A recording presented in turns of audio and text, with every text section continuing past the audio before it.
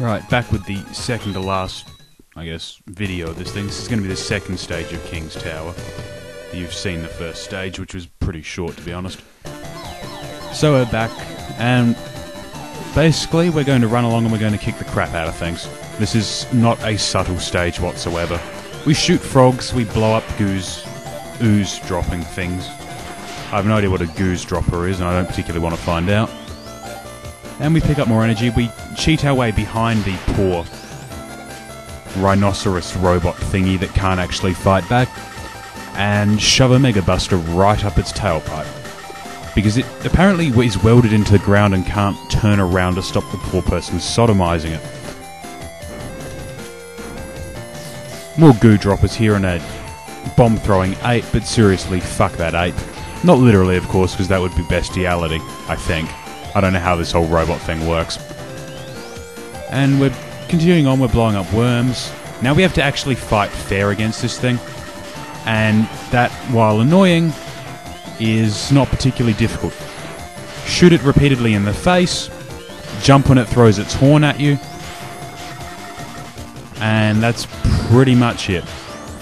And don't jump into the missiles as you see me doing right there, because seriously, that's a bad idea. The only difficulty in this part lies in actually clearing out enough space to just fight him, because the worms will consistently drop down on you. And here we have those fucking screw-stealing little bastards. So we're not actually going to fight them, we're just going to blow them up. And you can't make this jump normally, so we're going to break out... Well, you can't really make it normally as Mega Man, so we're going to break out anything that will let us jump higher, and in that case, this is the ice wall. You can actually get screwed over a couple of times in this game simply by not having appropriate weapon energy. Now you're going to see I've edited this video a bit to cut out the parts where I basically stand there and recover energy, because it's boring as shit. And frankly, you all know I'm using that ability, so fuck it. This is the first boss, this is the King Tank.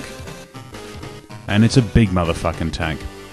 Okay, this is a multi-stage boss, effectively. You can take it down in piece by piece, but basically, in order to get it to do what you want, you need to start blowing shit up. And the way that works is you attach a remote mine somewhere close to the red glowing thing, which is its cannon. Okay? The red glowing cannon of shooting death. And when it opens up, which it will eventually, you detonate the remote mine and do a fair bit of damage. Basically. And since it can only shoot in set directions, it's not that dangerous. Unless you fuck up quite badly like I did then. Sometimes it will also keep shooting long enough for you to land multiple hits. As you see, it's been broken right there. Now, having destroyed that, it will no longer use that ability. So what I'm going to have to use is basically blowing up the head. Whenever the head opens up to launch its mines, that's when we jump up there and blow it up. You're fairly safe down the bottom here, because while the mines can hit you, they're relatively slow moving. It's easy to just walk underneath them. You don't actually need to, as far as I know, destroy all the parts of them to do this. It's just easier to do it this way. You can actually just go straight to blowing up the last bit. However, I'm not doing that because, well, I'm vindictive and I want to take this guy apart piece by sprightly piece.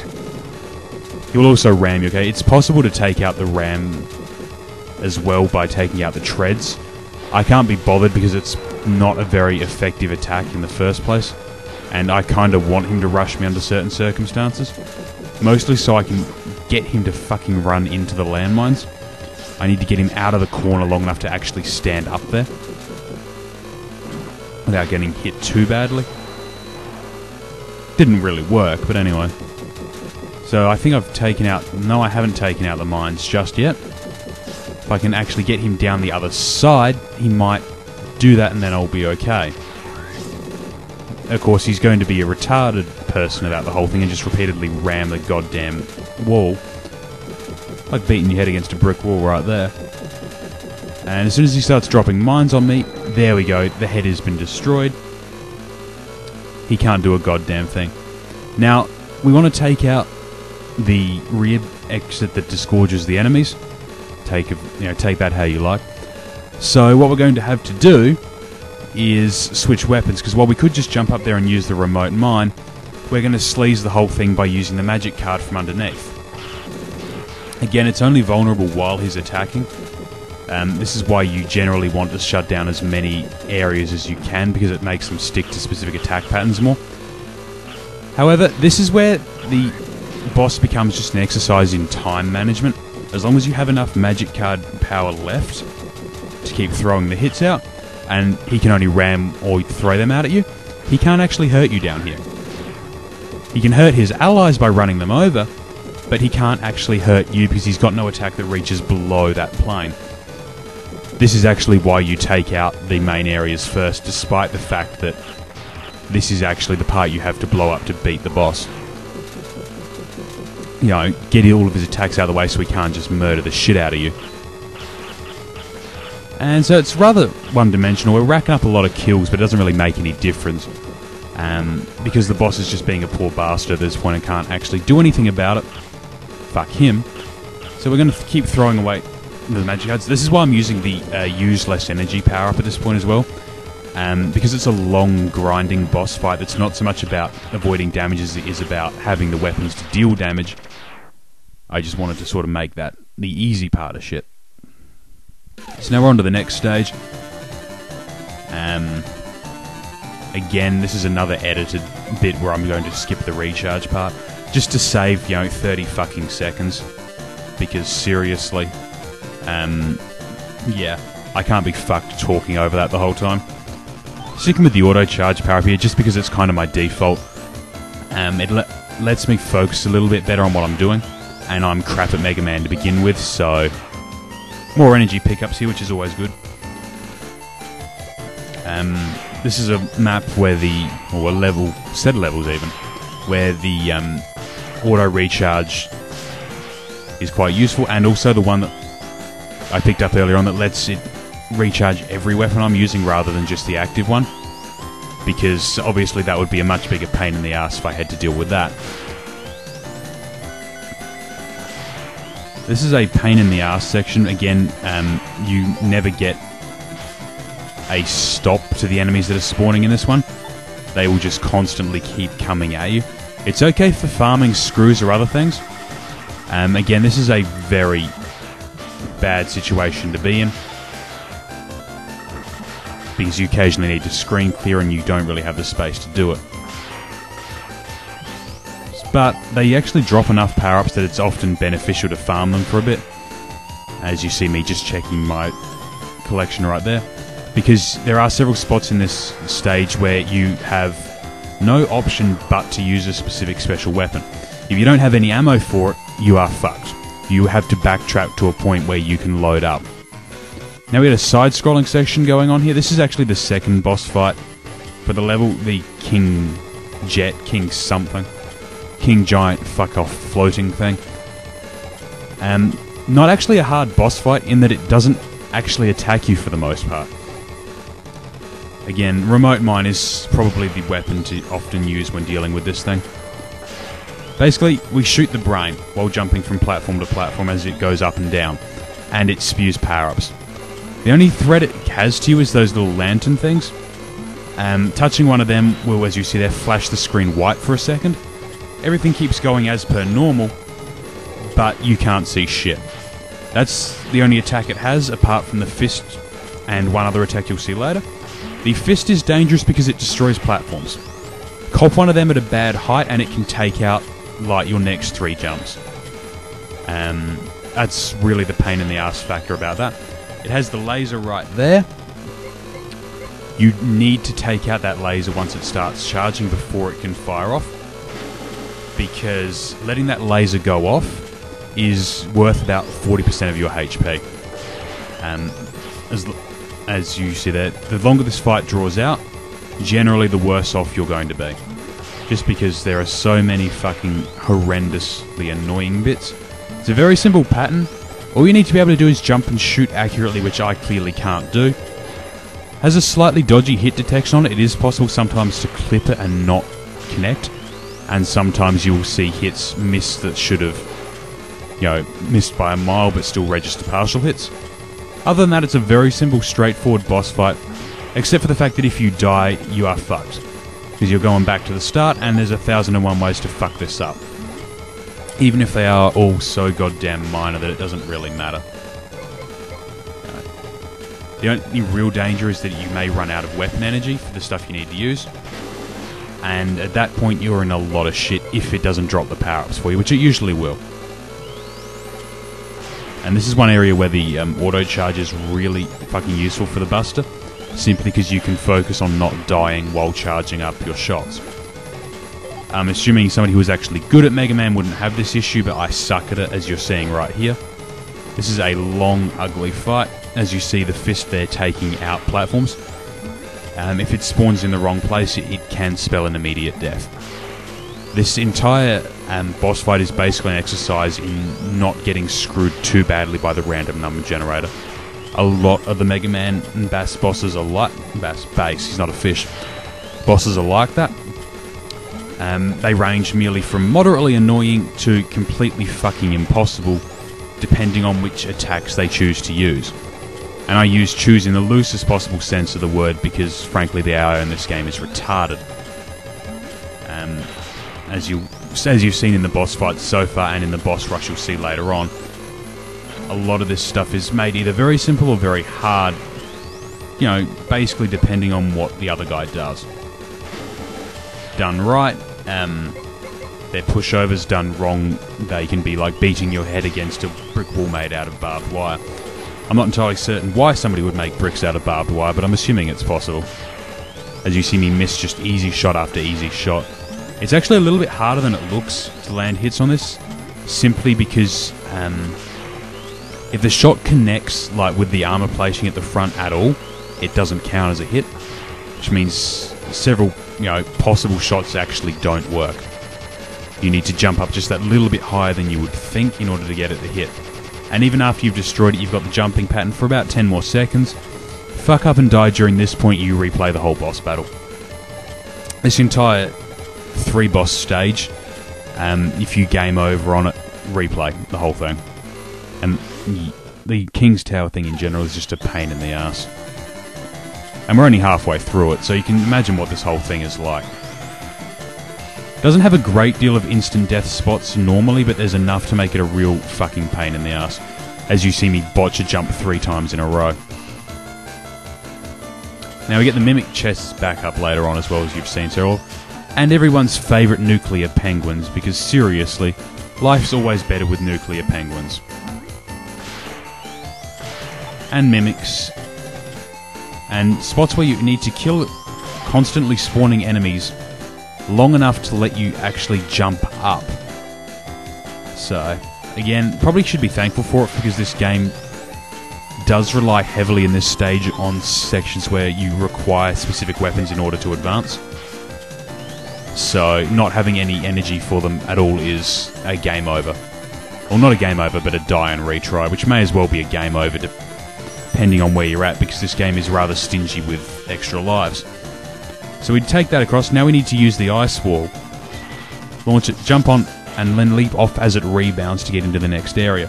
That jump's a pain in the ass, by the way. And now we have the crocodile going to ruin my fucking day. There are very few weapons that can actually hurt the crocodile, unfortunately. Crocodile, crocagator, whatever the fuck they are. So now we're going to change up, and we've through the first 2 parts of it, and now we get King himself, who apparently never thought we would actually make it through this stage, and I'm inclined to agree with him. That was fucking nasty in places. And King is going to kick the shit out of us. This is a gimmick boss fight, as you see me fuck it up in a second. Going to the armor on this one. And yeah, you'll see in a second what I mean, why I shot back in the other direction as I left the charge. This particular boss fight is a gimmick. You can't actually hurt him. You have to dodge his attacks for 3 rounds. Any shots you launch at him come back at you because of the shield. So your entire options are dodge like motherfucker. However, he follows an exact shooting pattern, followed by a jump in. So it's actually very simple once you realise you can't hurt the guy. And, you know, that's relatively basic. Jump, jump, slide, jump, slide. And everyone knows what that entrance sound means. Proto Man is here to steal the glory for his arrogant self. And that is precisely why you don't shoot his shield. Proto Man getting a short, sharp shock of shit right there.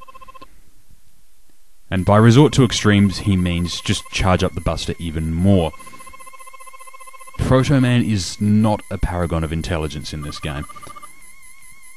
Neither is Mega Man, but Proto Man just really takes the cake on that one. Mostly because he doesn't know what to do with the cake, but anyway. Mega Man... yeah, smarter than Proto Man. Not many things aren't, however. And Proto Man, Big Bang Strike, which sounds and looks like he just tried to fist King right there, has blown up King's shield. Proto Man, on the other hand, is looking pretty fucked up here. Obviously, he can only, like most men, he can only shoot once. And Mega Man obviously offering to carry Proto Man out there, but Proto Man would rather he just fucked up King.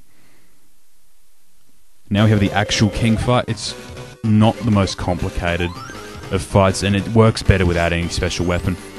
Basically, slide under him when you get the chance, dodge the random shooting thing, and just keep hammering into him with the shots. He doesn't have any real effective way of blocking or dodging anymore. He just leaps in and, yeah, you shoot, slide, shoot, slide. The only thing is don't fuck it up because you don't get a lot of spare health.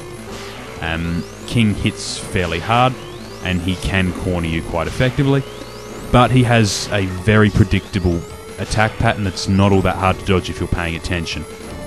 This is fortunate because, as you'll see in a second, this isn't the last boss battle of this stage. And now we get the voice from the background, and it's exactly what we would expect.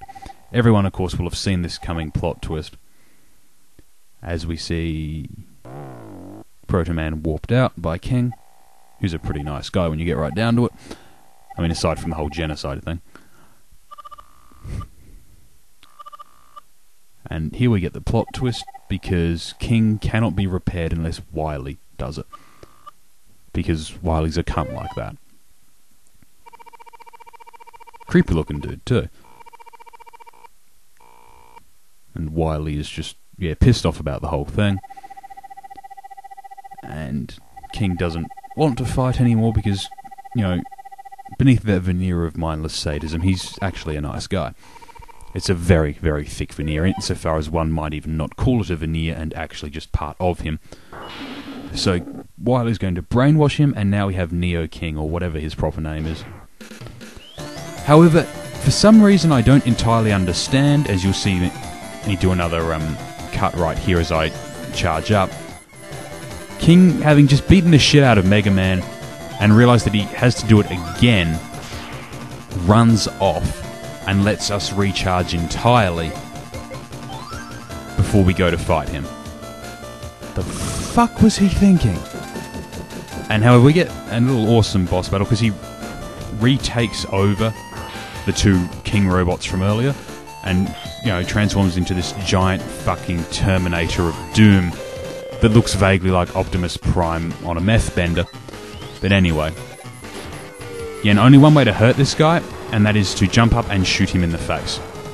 This is, I'm assuming, a preferred method of dealing with things in the Mega Man universe, because it's quite clearly working. However, it brings back most of the tricks from the previous fights, like blowing up the laser with the remote mine. As long as you're on top of this platform, he can't bull rush you. However, you do need to get off it whenever the mines start raining down, because obviously they will fuck you up. That's his little special shooting attack. Real pain in the ass because it curves back round behind you and basically can't really be shot down effectively. Yeah, pain in the ass, that one. Ideally, you would use one of your special attacks to protect yourself from it, as you see me just get my ass handed to me right there by the remote mines, of which I've got my own weapon to retaliate against his goddamn lasers, because seriously, fuck that laser. And if you wonder why I'm constantly going on about that laser, it's because that laser is literally undodgeable once it goes off. So we're going to use beat here to just avoid those attacks. That's actually the best use of beat in this entire game. However, but the sheer amount of damage he does, you only get a couple of uses out of each one. So, you know, you see them just absolutely strip off the health. Alright, there are 2 uses of the beat shield. Took almost all of my energy away from that weapon. And I'm still only at the point where I'm basically trading hit for hit with the guy. This is bad. So we're going on, we're going on, we're going on. We're dodging like shit. And we're getting slapped around by giant remote mines. And seriously, fuck this guy. Hiding under the platform is actually the best place to be when dodging mines. However, that's only true if the platform is not right at the bottom. If it's right at the bottom, there's just enough splash through to hurt you. The little spike flame out of the bottom is just far enough up to completely screw you. Now I'm going to resist using beat here, who can only just save me from a minor hit. Now I'm on about 2 slivers of health, which is, you know, enough to just completely fuck me. This is going to suck, by the way. Buying myself a little bit of time, charging up desperately again because I need to inflict about 3 hits on him before he touches me. And I've just missed 2 in a row. 1 more hit and he's toast. Otherwise, I would have been utterly fucking destroyed. And Mega Man always playing the hero. The completely fucking retarded hero if he actually falls for that one.